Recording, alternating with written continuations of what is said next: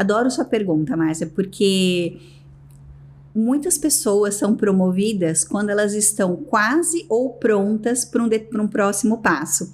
Isso é o que você está fazendo a mais. Então, o que eu gosto muito da sua pergunta e o que eu falo muito com as pessoas mais jovens e tudo mais é sempre façam além daquilo que pedem para você.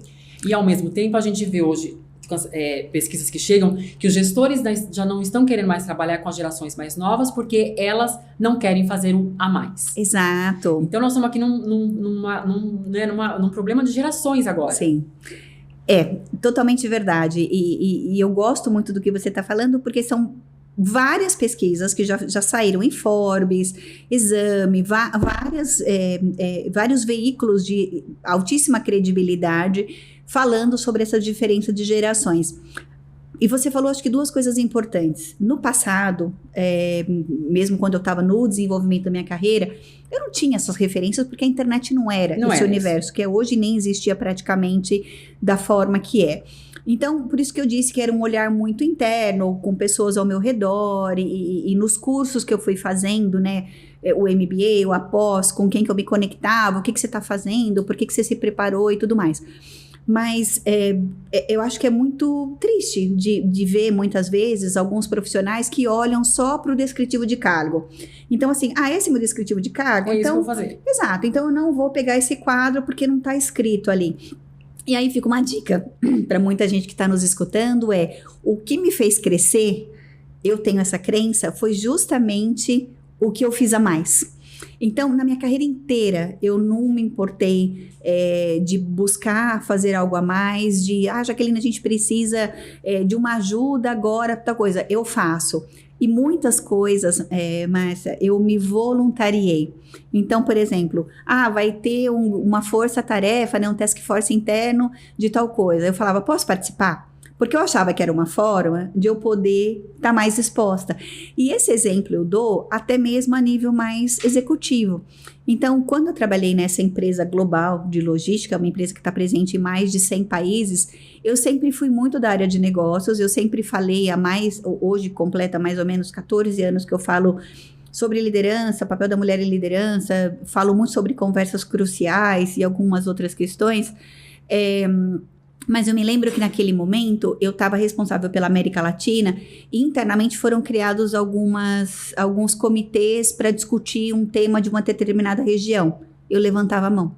Então, era uma forma de eu ser exposta, era uma forma de eu conhecer, era uma forma de eu entender como aquele negócio que eu gerenciava estava acontecendo em outra região e como que eu poderia contribuir. Ô, Jaque, e como você lidava? Porque quando você começa a se expor, sim, você começa a aparecer, e quando você aparece, você começa a gerar comentários. Sim. E como que você lidava com os comentários que vinham de que a Jaqueline tá ela lá de novo, ela tá sempre se voluntariando, porque sempre fica aquela coisa assim, ela quer aparecer, sim, né?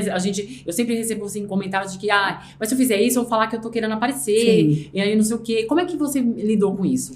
Eu acho que existe um bom senso que a gente tem que ter em primeiro lugar. Então, o que eu acho que é interessante exemplificar não é que eu levantava a mão para tudo, mas eu levantava a mão para coisas muito pontuais e aonde eu achava que eu poderia contribuir.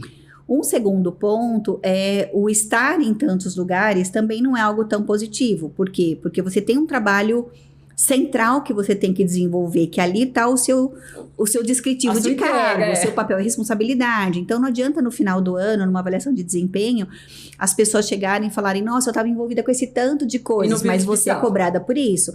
Então, eu pegava essas oportunidades muito mais como oportunidades de crescimento, oportunidades de exposição. Obviamente, na vida pessoal, profissional e tantos outros núcleos, né, que a gente circula, sempre podem ter pessoas que vão fazer um comentário sobre um colega e tudo mais, mas eu procurava absorver assim, faz sentido, não faz sentido? Eu sempre tentei, ao longo da carreira, isso é um exercício muito contínuo, né, até para quem está nos ouvindo, de você discernir o que é pessoal e o que é profissional. Então, não dá tanto peso e importância para perguntas ou questionamentos de pessoas que, por que tal pessoa está em tal lugar?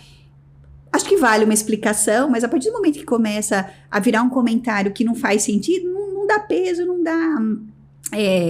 Continuidade. Continuidade, exato. Então, foca naquilo que é importante, se voluntaria no sentido com discernimento, né? Daquilo que você também acha que pode absorver. E para não se perder, né? Porque, de novo, você tem que manter o seu core daquilo que você tem que fazer. E o que eu percebo, você contando a sua carreira, eu percebo que você é uma pessoa persistente, que tem um alvo ali onde chegar, uma pessoa que tem constância para chegar onde determinou vai chegar. Sim. E quanto tempo e o que a gente estava falando sobre o conflito de gerações nós temos uma geração que está acostumada com a velocidade. Sim. Tudo muito rápido, então eles querem que tudo aconteça na carreira muito rápido.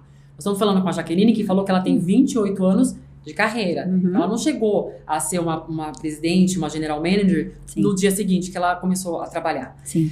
E hoje a gente fala 28 anos, é bastante tempo, né? Já passa rápido, quando a gente já passou, passa rápido, mas é bastante tempo de carreira. Sim. Você, essa geração que já não tem tanta paciência para esperar, Sim. o que a gente pode deixar para eles de ensinamento, Jaque? De falar, não, gente, vamos olhar, não é assim, não é do dia para noite que acontece, requer alguns passos antes de você chegar lá.